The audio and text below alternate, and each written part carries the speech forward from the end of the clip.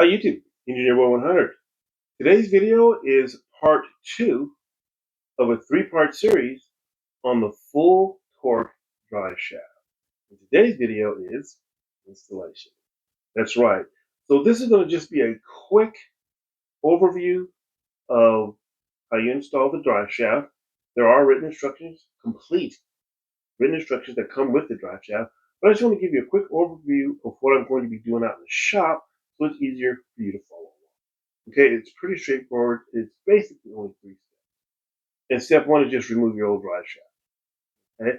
I may share a few details of that, but that's not going to be the focus. The focus is going to be installation of this drive shaft. And step 1 is you want to install the flange side first. Okay. There are 3 bolts, lock washers, okay, just like this. This is one of them, and you want to just simply install them with the lock washer against the flange. Okay. When you put your flange up against the transfer case transmission, there is a centering pin that goes in this little hole right here. Okay. You want to make sure that's aligned. Then you put your 3 bolts in with blue Loctite, torque them down to 55 newton meters or 41 foot-pounds, and then 1 additional 90-degree turn on each. And that's it. And you're done with the flange side. Then you want to flip it around. So I'm going to flip it around. And you want to do the other side that goes into the differential.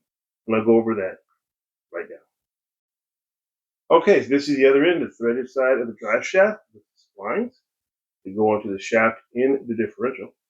All right, so what you want to do with this side is you want to take this yoke part and line it up with the splines, and then you have to pull or push or tap with a piece of wood or a mallet to get the drive shaft to slide on itself. And I'll show you at the other end, so that it will meet up with the 50mm nut.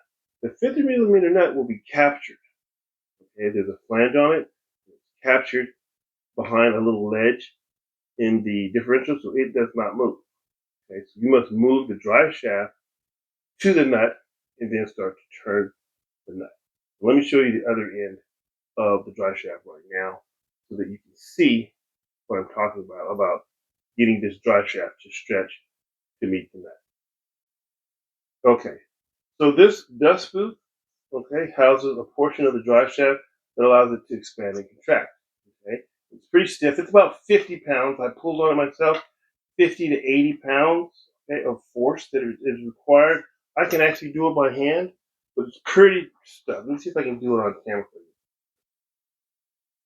Pretty tough to, let me see if I can push it in so you can see.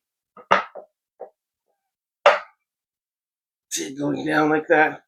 And then to pull it up, it takes about maybe 80 to, it takes a lot of force. So just, you know, it's pretty stiff because this is a very robust system. And you want to just know how much force it's going to take to get it to move one way or the other. In to clear and then forward to engage the spline. Let's go back to the other side and explain the details of how you use that connection. All right, so before you engage the splines, you want to put grease in the spline. You have to slide in. Not adhesive. I know a lot of you are thinking, aren't we supposed to use 648 adhesive? Not on this. Spines are different dimensions, they're different cuts, they're different lengths, and the connection is different. Even though the differential is the same, the connection of this portion is different and requires grease, not adhesive. Okay? It goes all the way down, bottoms out, so there's no movement even possible once it's fully torqued down. And once you engage with the nut, you screw that nut down and you torque it. Okay, so the nut has its own locking adhesive that comes with it from the dealer. It has locking adhesive in those threads on the nut, so it's a one-use part. Torque it down to 120 newton meters or 89 foot-pounds. Okay. Tighten that down, and when you're done, you should have maybe one thread showing. It should be all the way down on that, just bottom out. Because the difference between the OEM thread length and this thread length is about 100,000th of an inch. I measured them both and compared it, but this is about 100,000th longer than OEM. So it should go all the way down off in there and bottom out. Okay? So you would torque that down, then you're done. Now, I'm developing, I don't know if I'm going to be successful or not, but I am developing a little safety hoop that'll go mount where the OEM carrier bearing was. Okay, so if I do get that, it'll be available on the website. So I'll let you know. But for now, go to the shop, install this drive. Okay, so I removed all the undercoverings and the X brace, and of course the heat shield. Now this is the front of the OEM drive shaft, and here's the Guibo connection. We won't be using the Guibo in this application. And here's the drive shaft all the way down, what it looks like. We do have the JXB brace on here. That too will be coming off. All right, let's turn around and look at the other side. Okay, here's the differential side of the drive shaft. And one point that I want to make really clear about this that's I think is kind of important. Okay, this nut and the splines inside themselves both have their own independent adhesive, okay? And it's very strong. It's very strong. So in this little crack right here between the nut and the drive shaft, I'm going to be using heat, okay? I'm going to be using heat to melt that adhesive to make it easier for me to take the nut off and to slide out that drive shaft. Let me show you the tools I'm going to be using to apply the heat. All right, so this is my K7 induction heating tool. Okay, 1300 watts, I believe. I'll be using this little hoop configuration. Okay, it has different configurations. I just hoop this over it and it does not take long. You hit the button, bzz, heats up, turns red, boom, turn that nut. And it just turns the adhesive to goo. It can be done without this, but man, it is a bear and I don't recommend it. These are about a couple $100 on Amazon. If you're interested, I'll put a link down in the description so people can grab this. If you're interested in this particular model, I'm cheap. So I got the cheapest one I could find. They are like, I don't know, $300, $400. They go right on up. But this one works really well. About $200, I believe. $150, something like that. So this is going to be key, and I think this is going to be the most difficult part of this installation is removing the existing undamaged adhesive. Now, if yours is already broken loose, okay, the drive shaft is going to be a little bit easier. But that nut could be tough. So having this to melt that adhesive in there is going to be key. The first thing I do in preparation to take the drive shaft off is support it with some bungee cords. Okay, I just do a little hoop around the drive shaft itself, and then I just connect it on either side. It's about a 2-foot long bungee, and I put one here in the middle as well, just to help me, so that should anything just fall loose, it doesn't hit me or hit the ground. And then we'll go down at the other end and remove the bolts.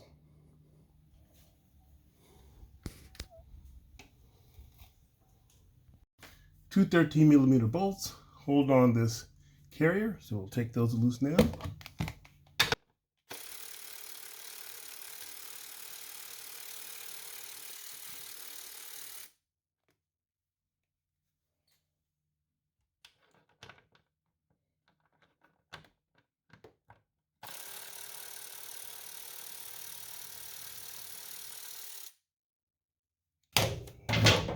Okay, got that freed up. Now we can take and loose the splines and the 50mm nut.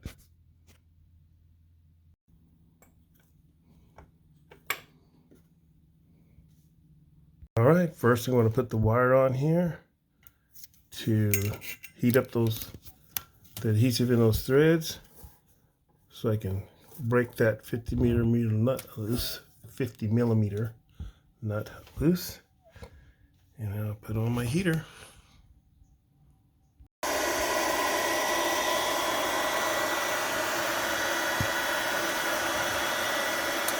Alright, I'm going to heat it up.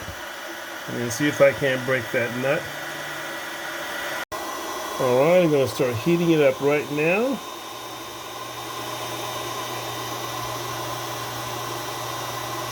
And then I'll apply some pressure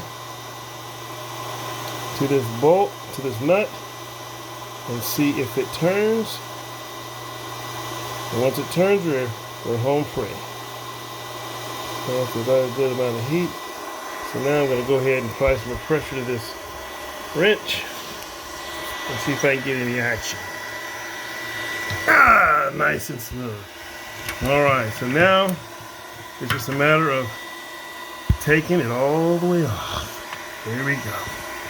Alright, I'll let you know when we get down to the splines. It helps if you turn it the right way too. So this way is off. Okay, so like that.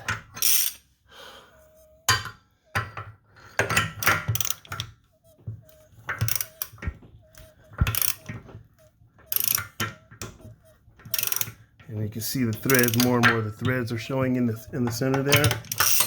See the threads are showing, so that's the correct way. So I'll keep turning that and I'll let you see it once it's out.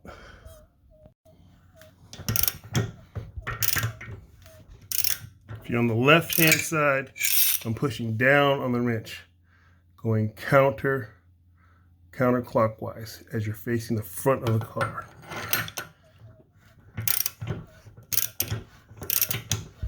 And there you can see those threads coming out.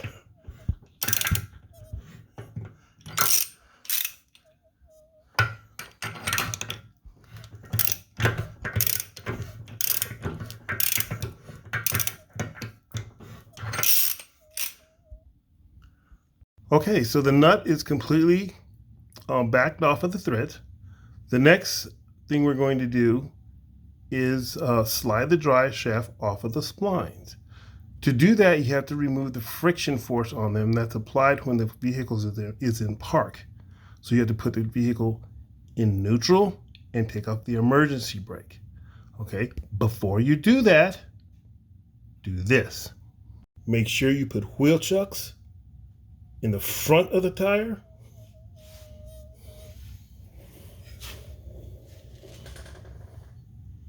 and in the back to make sure the vehicle does not move once you remove the parking brake and take it out of park. All right, so the only way I know how to get the car to go into neutral is you have to turn it on, put it in neutral, take off the brake, and then turn it off.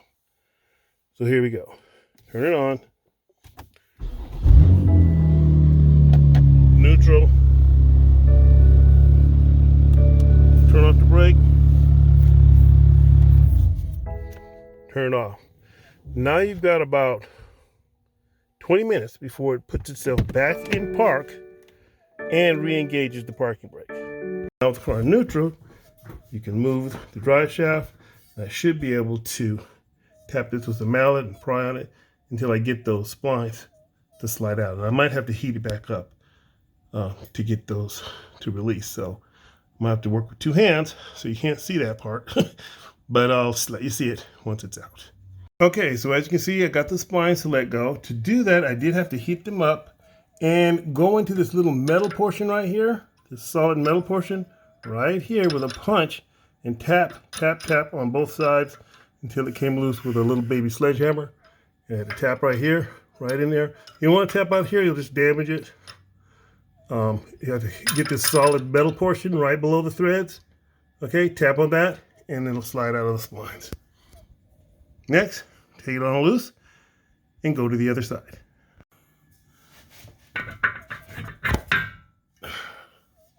All right. Now, we go and approach those 3 bolts at the other end.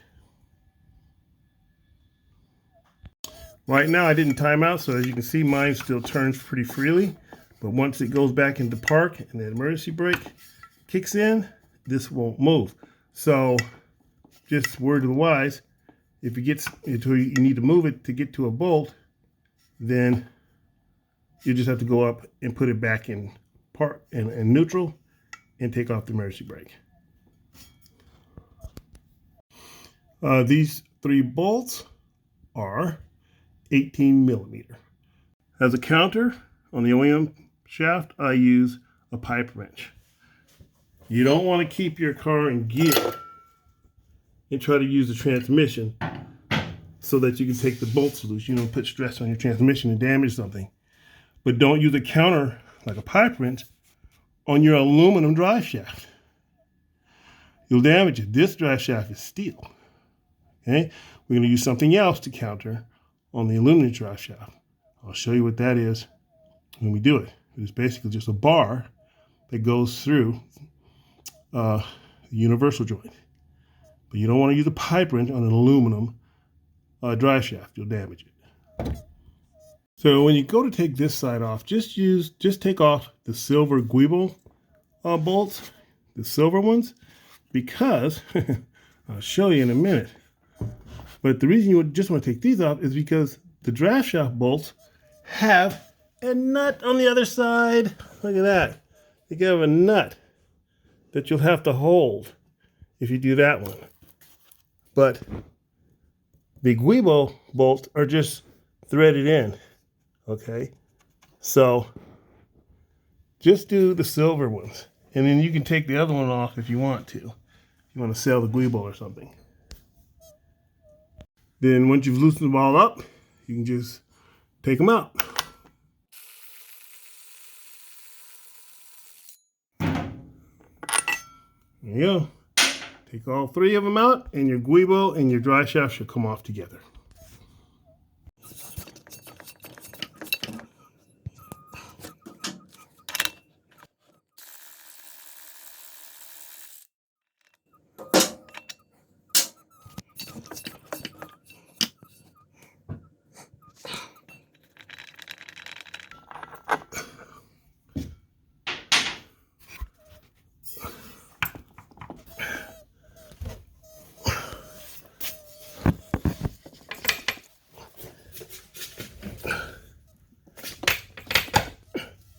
Now I'll just have to pry that a bit and get it to really loose. So I pried it, and then the guibo came loose, and there's your centering pin that you'll line up on your new drive shaft. Clean up the surface and prepare for installation of your new one-piece, amazing, full throttle drive shaft. In preparing the differential side of the drive shaft connection for installation, you must make sure the splines are completely clean and clear of all adhesive. This spline right now, as we look at it, is very, very dirty still. You must work in between each individual spline. Okay, like that. You see that little piece there? And get every chip out of every single spline. Just like that. Okay, every single one. You got to make sure it's 100% clean. Otherwise, when you go to slide the new drive shaft on, it's going to get stuck. You must go through and make sure 100% every single one is clean before you try to install the spline. Now, in removing the nut, it's actually oblong. It's not round. The back flange is oblong. Okay, I'll show you my dirty one. Okay, this is my dirty nut, and I just took it off. And you have to kind of work it out from under this lip with a screwdriver and gently pry it out and get one end out and then remove it. Okay, and then it's kind of the same reverse process to install the new one. These are one-time use nuts. And I'll have the part number for this from the dealership if anybody needs one for any other reason, but there is one included with the drive shaft kit. So I have the part number in the description for you. But key point, you must make sure these splines are completely clean before you proceed. This is a clean back of the nut. Okay, so you see how it's oblonged and not round on the flange. That allows you to move it from side to side to install it or remove it behind this lip. Okay, so this end's all cleaned up. It's ready for the drive shaft. I put a light coat of WD-40 on the surfaces so that it helps prevent rust in the future. So that's about it for this side. It's pretty simple. So let's go ahead and get the drive shaft, which I have coated with clear coat on the the clips at the end of the universal joints and the universal joints themselves, because they are steel. So I clear coated them already to help protect them from rust as well.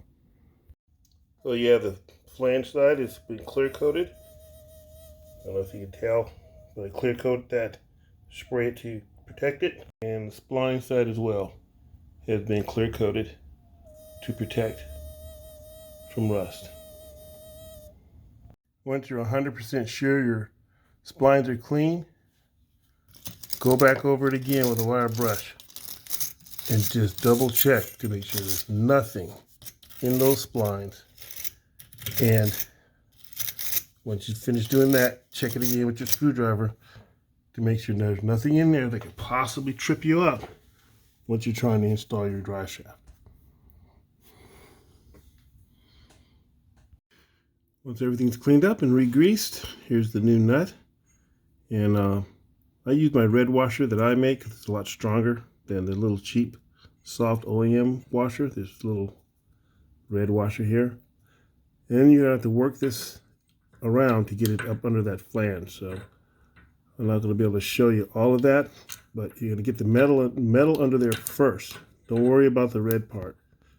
Just get the metal under first, and then you're going to work the red part under like you would bead a tire onto a rim, just with a screwdriver, one edge at a time, and then work it all the way around. So I'll let you see that when it's done. Okay, gasket's installed. It was kind of a bear, so if you have difficulty and you can't get it, hang on to your OEM gasket. It's a lot softer and easier. But yeah, this one's a little tough. Stronger, but tougher. Now grease up the splines and get ready for the drive shaft. Yummy. I'll put some grease on the female splines as well on the shaft. All right, so both sides are now ready for installation of the drive shaft. The rear, where the differential is, and the front, where we'll be mounting the flange. So now we're going to hang our drive shaft with our bungee cords, and we'll be doing this side first. Okay, so with the assistance of the bungee cords, I'm going to install the drive shaft on the flange side first. Okay, we're going to line up with the center pin, and then we'll put a Loctite, blue medium strength Loctite, in the 3 bolts and torque them to spec. Yeah, so we're going to use blue Loctite on the threads. Okay, and we're going to put this one right in here, get it started, and we'll have to go up top and put the car in neutral and take the parking brake off to rotate the shaft to get that last one. And then we'll torque them down, and then we'll do the other side. So when you tighten your 16mm bolts on the flange side, get a thin bar and stick it into your universal joint so that you can hold it. You don't want to keep the car in gear and put pressure on the transmission. You could damage something. So hold it with a bar in your universal joint and then torque to 55 Newton meters or 41 foot-pounds, and then one additional 90-degree turn. And then you're good on this side. We're going to head over to the other side at the differential. So to get the drive shaft to retract, I simply pried on the end of the differential and got it to push in. Then I will get it to line up, and I'll try to pull it back in. I don't know if I'm going to be able to videotape that, but I'll let you see once it's done. But once you get these splines started and up against the nut, you get the thread started by hand, you can actually pull this all the way in with the nut. All right, so to get the threads to engage, I pushed it forward as far as I could with like a little pry bar in the universal joint. And then I tapped right here with this mallet, and at the same time turned this crowfoot by hand gently until I got the threads to engage.